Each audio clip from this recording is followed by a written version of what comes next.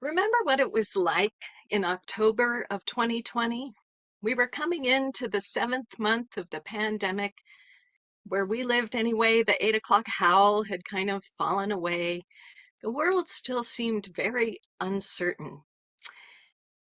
And the hardest part, I think, for me, besides the uncertainty, was sharing the house with my husband working from home all the time, my daughter come home from college, and as an introvert, I really needed some space.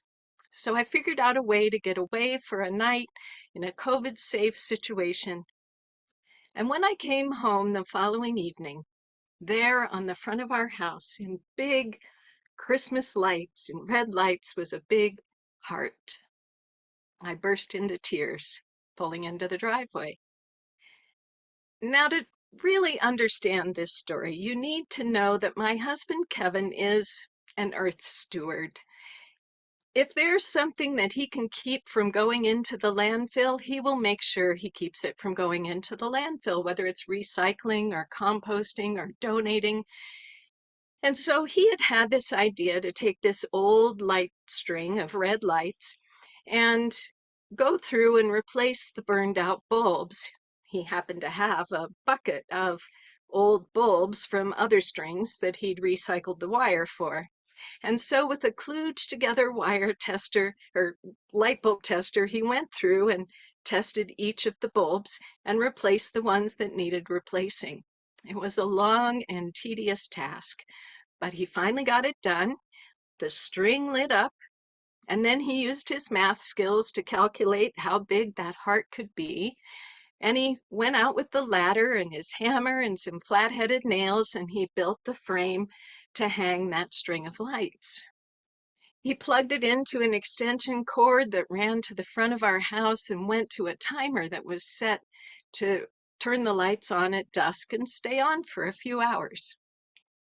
He intended it as a tribute to healthcare workers and a little token for me as well, a romantic gesture. And I loved it. It wasn't exactly the best decoration for Halloween or even Christmas, but when Valentine's Day rolled around, he could just say he was ahead of the game. And we loved seeing that red glow on the spring snows.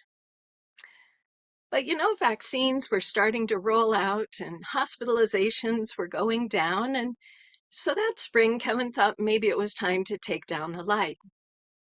But before he got to it, on March 22nd, 2021, at the King Soopers, just a mile from our house where we had shopped for 25 years, a man with an automatic weapon opened fire, killed 10 people, shoppers, employees, people we knew.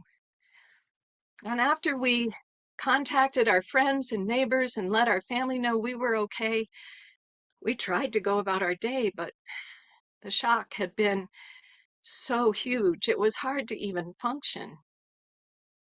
And that night, my daughter and I both noticed that half the heart had gone out, only half was lit.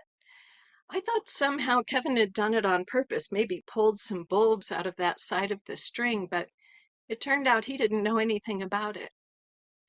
And we left it up like that for about a week. It seemed so fitting. But then Kevin decided to take it down and try and fix it as a gesture of defiance against the terrible disruption.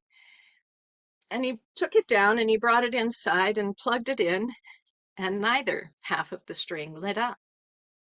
Well, he started with the half that had been lit, and he replaced a few of the bulbs and got that side to light again. The other half of the string was a completely different story. Out of the first 4 bulbs, only one still lit up. And as he worked his way through the rest of that string and tested those bulbs, he realized with increasing amazement that every other bulb in that half of the string had burned out, all of them but one. How that could even happen remains a mystery, but it seemed pretty clear that the heart light had somehow absorbed some of the shock that we were feeling. So he got it all repaired and he put it back up on the house. And then about 6 weeks later or so, he and I had both gotten our first 2 doses of the vaccine, and we were coming into summer. Everyone was optimistic, and he thought again maybe it was time to take down the heart light. But I loved it. And I said, couldn't we leave it up until my birthday in June? And he agreed. And then before my birthday rolled around, I mentioned to the neighbor across the street that we were thinking of taking it down. And she said, oh, but we love it so much. And we use it as a landmark to tell people how to find our house now. And so we left it up for the summer and the fall.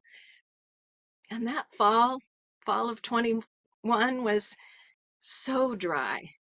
We had no measurable precipitation for months.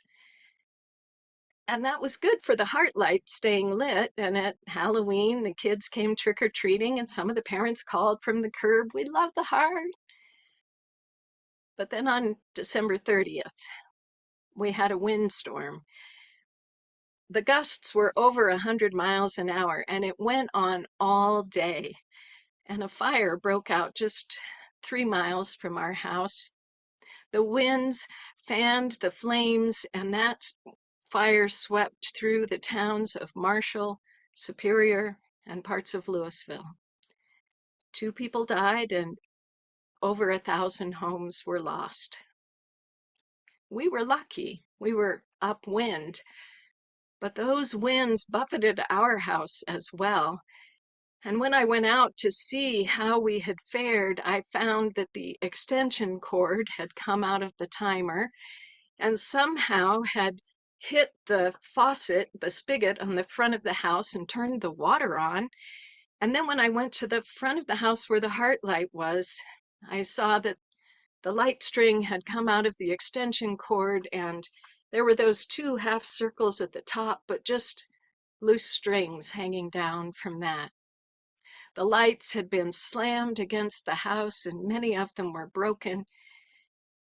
And as we cleaned up the glass, Kevin plugged it in and half the string still lit up. So we left it like that for a couple of days, but it was just too heartbreaking to have that constant reminder. And so Kevin took it down and I missed it. And I said, maybe we could get some LED strings and make a new heart. They wouldn't be so much trouble like those old strings were.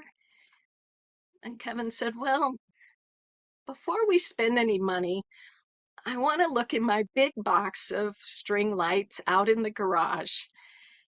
And sure enough, there were 2 boxes of LED, all red string lights. When I looked at the date on the boxes, I realized we had probably gotten them about 10 years before when LEDs were pretty new. And our local hardware store, McGuckin's, did this trade-in where if you brought in an old string, it didn't even have to work.